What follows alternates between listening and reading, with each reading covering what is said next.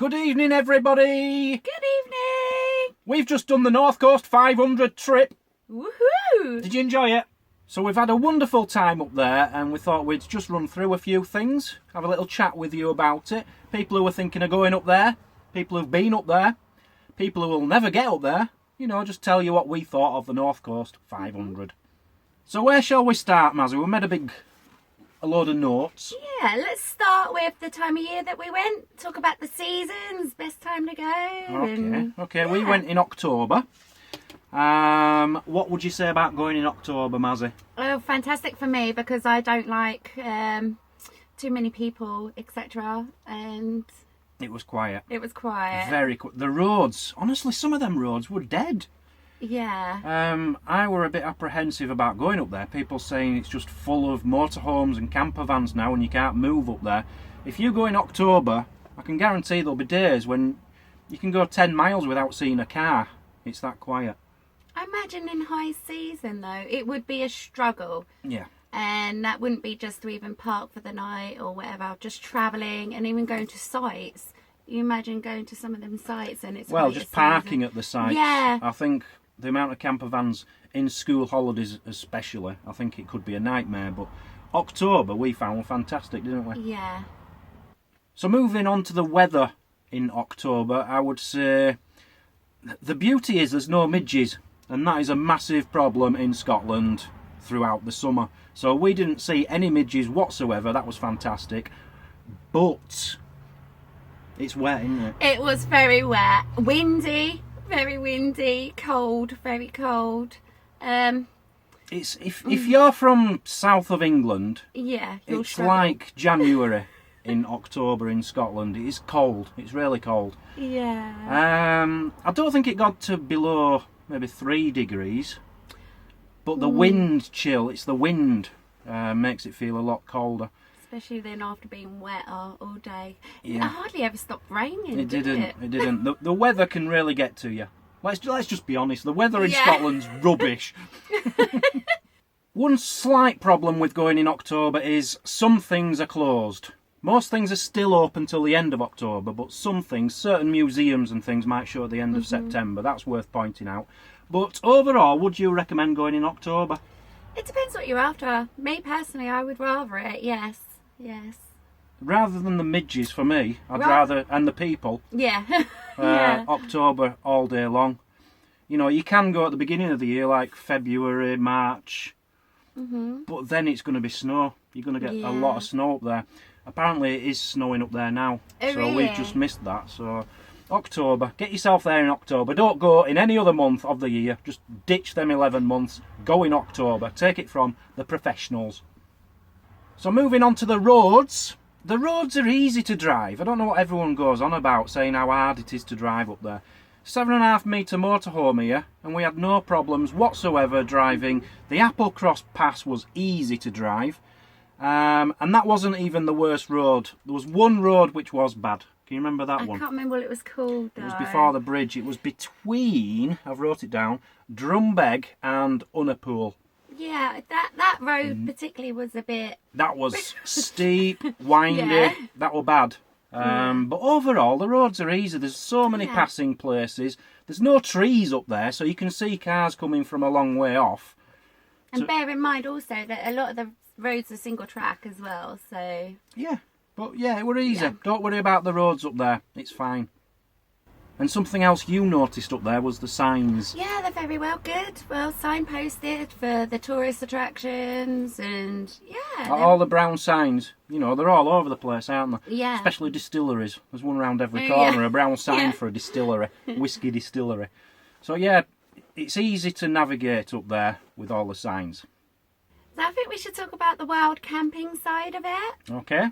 because well we found it a pleasure really. There was plenty of wild camping spots. Practically around every corner, wasn't there? We've been to most corners of mainland Great Britain, Yeah.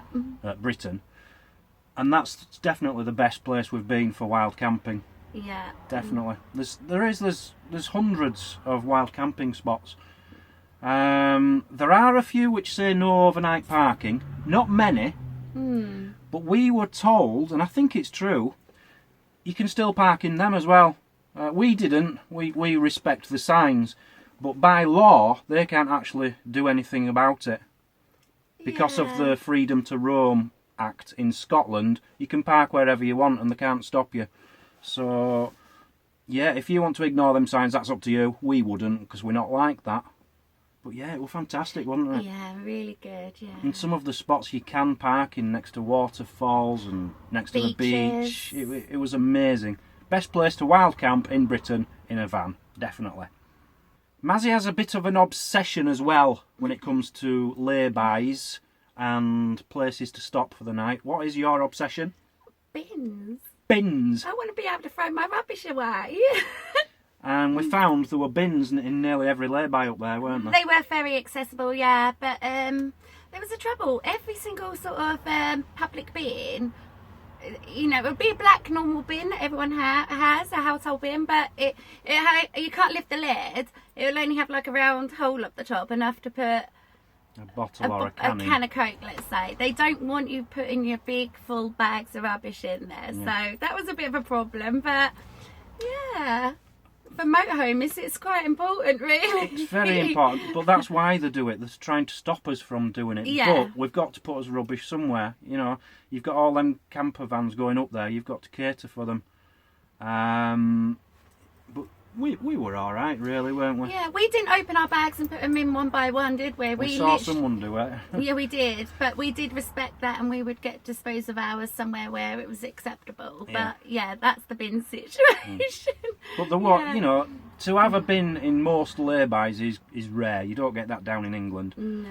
So yeah, quite impressed. But I have heard that in season the bins are just, people just leave bags all around the bins, and it's a nightmare. Yeah. And then it blows all through the countryside and stuff. So it can be a problem in season, apparently.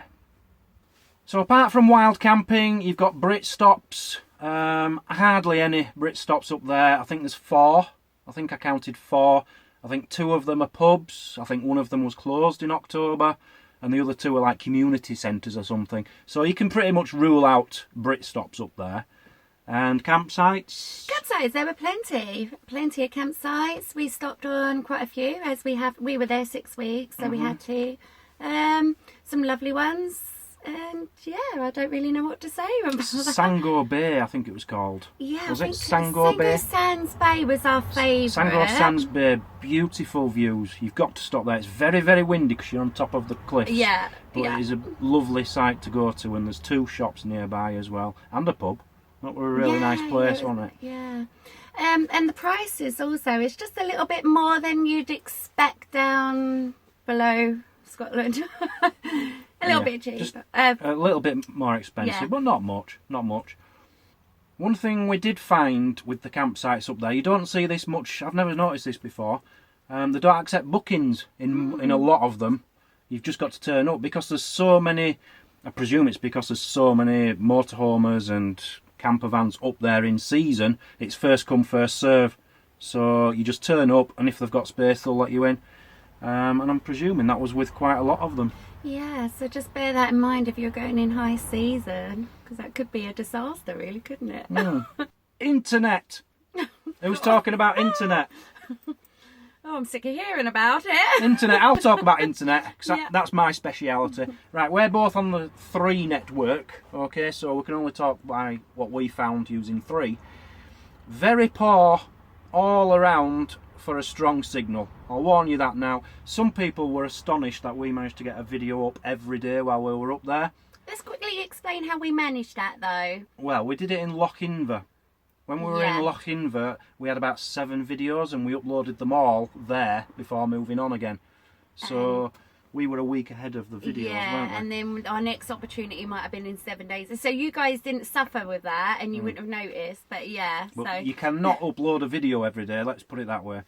The 2 places with a fantastic signal, if you want to upload videos, and YouTubers, for example, were Lochinver and Channonry Point. That was the strongest signal, Channonry Point, where the dolphins weren't. Yeah. But yeah, most days you'll get a signal. If you're driving 20 miles, you'll get a signal at some point throughout that day. Yeah, but if you want it, generally, I mean, we might get it on the way to a destination, but once we arrived... Yeah, most nights, Yeah. a lot of nights we did without. I'd say 60% we did without.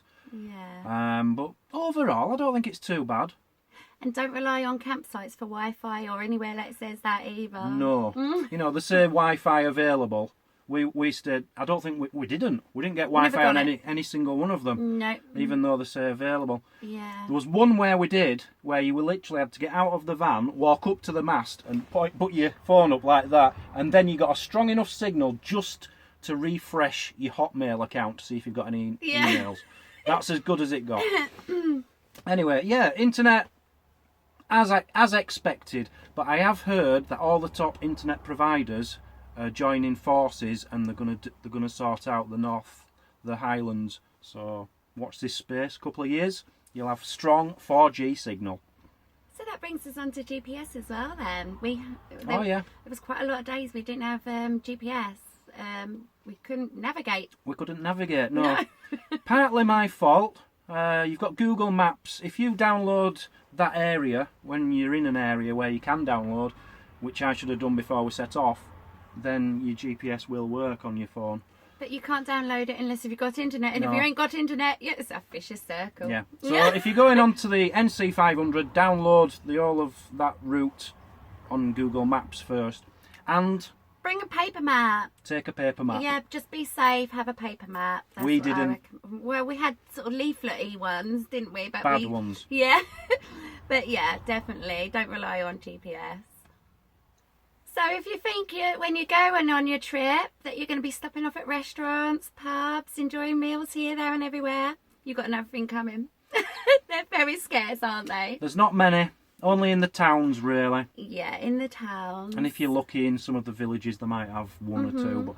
But generally not open, are they, until late evening. Till late evening, yeah. I mean, we didn't eat out once anyway, did we? Not once. No. Not once. Apart from a takeaway we got somewhere.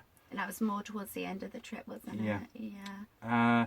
Did notice that the restaurants looked quite posh in places. Yeah. Very nice and swanky, especially in Inverness. Yeah. Beautiful restaurants there. But takeaways, Very scarce again. very, very, very scarce. Yeah. But I will warn you, the takeaways up there are terrible. They're not the same, are they? You don't get a pizza place, an Indian place, a fish and chip place, a kebab place. It's all in one shop. One shop tries to do all them different foods and they don't perfect any of them. No. So it's just food which will fill your belly, but it won't taste fantastic, I'll warn you now. Shopping, Mazzy, over to you. Yeah.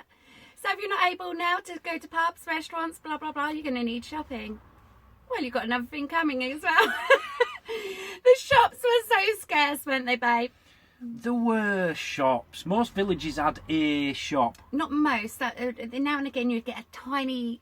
It weren't even like... It's like a house, isn't it? It's I a was gonna house. say. Someone opens the cabinet in the front room and they've got some Yeah. biscuits in there. That's it. No, there is shops, but they're very badly stocked. badly stocked. Um, If you're after something specific, just like a loaf of bread, Yeah, stamps. We went into a Yeah. post office which said, oh, we're no longer a post office. Oh, well, can I just have some stamps? Oh, we ain't got any stamps. They didn't even have stamps. Well, actually, that's a funny story that particular day. It wasn't post office, that was a shop. That was a shop. Yeah, that was a shop. And there were several things. I couldn't get a birthday card, we couldn't get gas, we couldn't get stamps, Yep. we couldn't get Anything. anything, nothing. Yeah, it was just horrendous. And yeah, so that's what you've got to expect as well on the trip. So be prepared. A couple more things to say about the shopping. I'd like to say cash machines, they're few and far between on the whole trip as well. But if you do find one, it's usually in one of the shops. Did notice signs up on a few of them saying, please only take up to £60. Yeah. Because it doesn't get filled up very often. So go to Scotland with a wad of money rather than rely on cash machines. And the price, and this isn't me being tight, the price of No. food up there in the shops is disgusting. Yeah, especially for what you was getting as well, you know. You felt like you was walking into a... Yeah. Anyway, yeah. Things like a loaf of bread, you can get a loaf of bread for 60, 80 pence in the supermarket. Up there, you're paying £2.50. Yeah, everything was just horrendously. It was like double everything. At least double Yeah, at on least the double. things like bacon. They Yeah. really seem to charge a lot on the things which they know that people are going to want. So I don't know. Yeah, they do tend to rip you off a bit. But they did have some nice foods up there, I noticed. Some local stuff, some Local Scottishy stuff. yeah. Which was Even in nice. like co-ops and spas and things, they had local food. Yeah. What did they have? Oat cakes, I remember those. Oat cakes. They were beautiful. Oh, they were lovely. Really nice. Yeah. I had a bridie, which is like a mashed up Cornish pasty. That were all right. I had it cold yeah. though. It'd have been better warm, but that one's quite nice. And I love my Scottish tablet. It's fudge. Fudge for Mazzy. Every chance I got an opportunity, I'd ask you for a bar, wouldn't I? And that was haggis, obviously, lovely. there's loads of haggis up there as well. But things Yeah. like, local butchery things, lots of local meats in the spas and things. So do you remember the pie shop in Lochimver? Yes. And how long were we there? About 5 or 6 days, and every Yes. day we had to walk past it. It smelt beautiful, smelled- didn't it? Couldn't afford to go in there. It was horrendously priced. Everyone was posh, and Well, that was just before we got paid, wasn't it?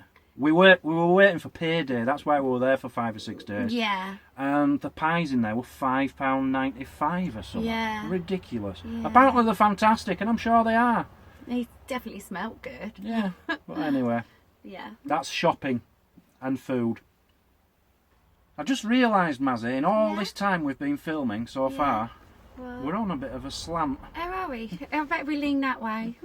No, we need to lean. Oh, this way, It don't is matter. it? Don't matter. Right, sites. Let's talk about the sites we went to see. Yeah, well, we went to, excuse me, we went to plenty of historic sites. There's plenty of historic sites there.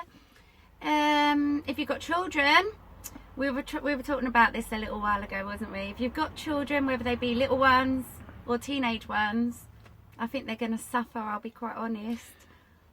They're okay if you've got kids who like to go out for Outdoors, walks and yeah. adventure, exploring, because it's all castles and rocks and beaches and walking. But as far as, you're not going to find a Hollywood Bowl or No. anything like that. There's no parks, there's no... It's just, in this day and age, so many kids are just all for the phones and internet and games Yeah. and things. Them kind of kids are not, unless they appreciate the outdoors, they're going to struggle up there, we'll be honest with you. Yeah, but as for the historic sites, there was plenty, absolutely plenty. I mean, we missed Loads out, Yeah, simply because of the weather at the end, but yeah, there's plenty to see and do, but kids, just be prepared, yeah. make sure they know what they're in for. Bring some family games. So let's tell them our worst and our favourite sites Yes. up in Scotland. Worst, let's get that out of the way first. Yeah. We definitely both agree on this one. We do agree on it, yeah. It's the Museum of Childhood Yeah. in Strathpeffer. It's the only site we paid for on the whole trip. Most places are free, you see. Most of the castles and cairns and brocks, Yeah. most of that's free. But this place you had to pay. It wasn't much, but it You was say just it the wasn't size of a much. hut. I think it was about £3 each, that's all. Was it £4.50? Was it not? No, £3 each, I think. It just It's just tiny. That's it was the problem. horrendous. I didn't enjoy it. No. And John O'Groats, you didn't like it there. If we're going to talk about a place, like an area, yeah, John O'Groats. It's run down. It's same as Yeah. Land's End at the other end. They're both just run down, horrible places, really. But Yeah. in particular, John O'Groats. It was Unfortunately, almost like we had such a lovely time, and we got to there, and it was like, oh, wasn't it? It was a bit dreary. because the West Coast is so scenic and beautiful. Yeah. Once you hit the top, it's all downhill from there as far as the views are concerned. So Yeah. bear that in mind. If you want the beauty and the great walks and the beautiful scenery, hang around the West Coast because it's amazing. Right, let's move on to our favourites, seeing as we're talking about something good now. Your favourite, well, you loved Clotty which was the first place we went. Yeah, I absolutely love Clotty. It was where all the rags guys were hanging off the trees, and hung a bra up. And you've been to somewhere like this before? No, I've been there before. Oh, you have, but you've one. been to other ones like it, haven't you? To me, I just loved it. It was so fun. It was amazing. It was really good. I enjoyed it. And you also liked Smoo Cave. Oh, I loved Smoo Cave. And Camster Cairns. Camster Cairns. That was both of our favourite, I think. Or certainly one of them, where we crawled into the broch. It was just so fun. It was amazing that we had that opportunity. It was, definitely my favourite. As far as towns or villages are concerned, you loved Lochinver. Yeah, Lochinver. And I loved Applecross. So they're the two places we like. Yeah, that's his worst and favourite places. Moving on. Wildlife, Mazzy. Oh, wildlife. Let's talk about the wildlife. That was wild, wasn't it? Just to let you know what you're going to see deer, eagles, dolphins, stags, Highland cows, llamas, and sheep, and lots of them. Yeah. So amazing wildlife, and that was in October, November. So what it's like through the rest of the year, I don't know. Yeah. But magic moments. We had a few magic moments with the wildlife, didn't we? Well, just with everything, really, didn't we? My magic moment with wildlife was definitely the brown sheep that day. Being able to stroke a brown sheep.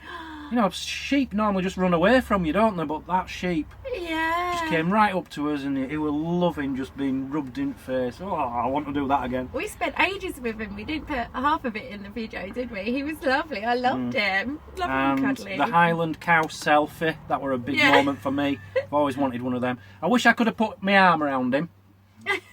He was a bit scary though when you got closer up to him. They're bigger than you think, aren't they? No. They are. They're not scary. What other magic moments on the trip? I've got to check my list. Another magic moment for me, babe, was when we went to Ardfrek Castle. Ardfrek Castle. Not as the site itself, but when we went that night doing the ghost hunt and stuff. The video didn't turn out perfect. Well, not for the ghost hunt. It was a flop. Yeah. But the all day video went quite well, I think. The whole night when we were there. We loved it, didn't we? Yeah, absolutely loved it. It was really good. That were a park for night. You can actually park in their car park for the night. So that was brilliant. That was really good. That. I loved it at Applecross, where we parked there. A herd of deer came past us at night. Yeah. And I thought it was cows at the time, but I found out the next morning it was deer. And because they were like making a mooing noise, and there must have been hundreds of them. You were unconscious, snoring away. And they were right past the van, and that was amazing for me. Another great moment. And your final favourite moment? This was the best magic moment of the whole trip. Was the Inverness fireworks. It was just it was very emotional for me as well. Yeah, you were nearly crying, weren't you? I think I did have a tear. But I think, I don't know, any fireworks anywhere you'd love anyway. I thought this was I thought it was going to be better than it was, to be honest, but it was still okay. For a free function, for the town to put that on for the people, I thought that was just amazing. And it wasn't just a crappy little firework display. This was an amazing display, and it really was really good. It was good. Yeah, really finished our trip off nice, didn't it? Yeah. So just a few more points we want to skip through very quickly. Worst thing about Scotland, Mazzy? Just weather held us back. It was bad. Yeah. Towards the end of the trip. It was okay at the beginning, but the winds got up to about 70 mile an hour at one point. It rained constantly for a week. Heavy rain. So the weather let it down a bit. Local people. Oh God, don't get me started. Now I found in the shops and things, the people were very, very nice. But they would be, because that's their job to be. And a lot of them were English, I noticed, the shopkeepers, oddly enough. But you found some of them were grumpy. I don't know how to put this into words. I'm one of these, right, guys. I'll be going down the street, I'll smile at everyone, don't I? Say good morning, always give them a nod. I never got that back. No. Never got that back. And then you feel like a Wally. Yeah, well, I don't know. If you go through some cities in England, you certainly don't smile at people. You just do your own thing and keep your eyes ahead. But that's not me. I and do that's it all what the time. they're like up there. Yeah, I never got and this was constantly on the whole trip as well. This wasn't just a particular area. Especially when we were driving. Oh, they were a bit arrogant on the roads as well, some of them. Because I don't think it was because, like, if we'd been in a car, I think we would have gotten a better response, like, when it come to at the passing points. But because we were in a motorhome, it was almost like we were discriminated and they just hated us straight away. And, you know, they'd make this massive box. I think you've made your point, Mazzy. It's expensive. Cost us a fortune. Cost us a fortune. Yeah. The sites themselves, what you go to visit, most of them are free, unless you want to go into some museums, which most of them are closed in November anyway. Yeah. Most of the sites are free, so that's fantastic. But the price of the shopping up there, the essentials, the necessities in the shops is ridiculous. The amount you're going to spend on petrol if you're going from England, south of England, is ridiculous. So moving on to costs, yes, most of the time we were wild camping. We did have a few campsites, obviously. But it does cost a lot of money. The shops really know how to charge you for the necessities like bread and meat and things like that. And petrol, obviously going so far north in Scotland, you have to fill up. I think we filled up 5 times from setting off to getting back. So yeah, quite an expensive trip for us. Yeah, although we didn't do luxury things like eat out and stuff like that and buy souvenirs and stuff. It was the running costs. It was the running costs. The running costs of the van, keeping us warm with gas, petrol. And food. And food, yeah. The actual sites we went to, all free apart from one. Yeah. So, you know, there's that as a plus to balance each out, I suppose. Yeah, but it sounds like then we had a free, cheap holiday, but we didn't, No, did we? definitely not. No, definitely not. So quickly to talk about the length of the trip. For us it was about 6 weeks, 5-6 weeks, but we did take at least a week off, maybe 2 weeks off, you know, when it was really heavy rain or anything like that. Or we stayed in Lochinver uploading videos for nearly a week. So I'd say you can do it in a month quite easily. Some people do it in 3 or 4 days. Now, to me, that's just driving around. That's not experiencing Scotland at all. You're not going to see anything in 3 or 4 days. You need a minimum of a week. You know, you've got to think some people only get a week off holiday, so that's fair enough. But I'd say you need 2 to really enjoy it. Yeah. And ideally a month if you're lucky enough. But but also though, you were just saying about we took a week off, or a week or two off. You got to remember this was a working trip for us, though. Yes. You know, when anyone else goes, you know, they're not going to be bombarded with all this work every day. That's true. That's you know, so you're going to enjoy it at a nicer pace than we would have. Then you know, we were flitting around and. But we also missed a lot of sites out as well. So to do all the sites properly, you could. All right. If you're not a YouTuber and you're just going to see the sites and you want to see everything, it will take you a month. Especially if you've got money as well, then no, it would take you forever, wouldn't it? Yeah. No, it would take you forever. There's lots of sites, isn't there? It'll take as long as you want it to take. We don't know how long it'll take you. It took us 6 weeks. So that is it. That is everything about the North Coast 500 we had to talk about. So just to sum it all up, would you go again? Absolutely. Yes. Can we go? One day, yeah. I've done it twice now, but I'll definitely want to go back and do the places we missed. Yeah. And on top of that, someone suggested just below there, the Aberdeenshire area, there is a North East 250. That was the North Coast 500. There's a North East 250, so I'd like to do that next time, I think. But yeah, definitely, it's my favourite place. I do like Cornwall. But not motorhome friendly, though. Not motorhome friendly. No. So we're talking about Scotland, not Cornwall. Scotland, our favourite place in a motorhome, especially the North Coast 500. Would we recommend it? Most definitely. Absolutely. If you have a motorhome, let's say you just bought a motorhome, I'd say that's the place you want to start. Because there's lots of places to stop. You're not worrying about lay-bys and things for wild camping. It's quite easy for motorhomers out of season. For me personally, I'd love to go back, but not worry about the North Coast 500 thing. and just enjoy Scotland. Just travel around and do all the sites. Why do we have to stick to one beaten track? I'll tell you why, Mazzy, because it's the only road. You have to do the North Coast 500 'cause it's the only road going around there. Well, yeah. Okay, I didn't know that. I would personally, if I went up there again, I'd like to just spend time on the West Coast, just stay on the West Coast. Yeah. I adored it there. That was our favourite, wasn't it? I could just go down to the beaches every day. I'd love to do it in summer if there wasn't so many people and midges up there, but... So we went clockwise round the NC500, guys. So if you, depending on whether you want to start with the niceness or end with the niceness, it's up to you which way round you go round. Yeah. But we went clockwise. And if you go clockwise, you're starting with the beauty and ending with the history.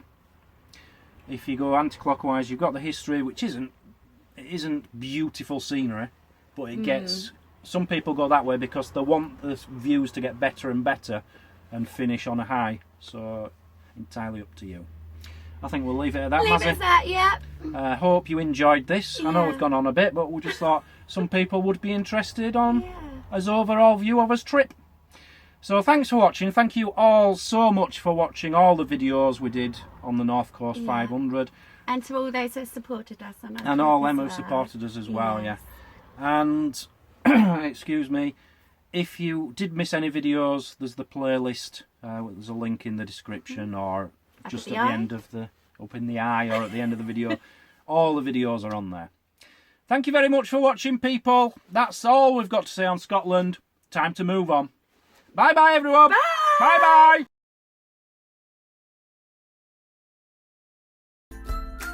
Thanks for watching. Please comment and hit the like button. That helps our channel grow. If you like what you see, click here to subscribe. Check out this other great video. And if you really want to show your support, join the club, become a Patreon for extra videos and perks. The more support we get, the more content we can give.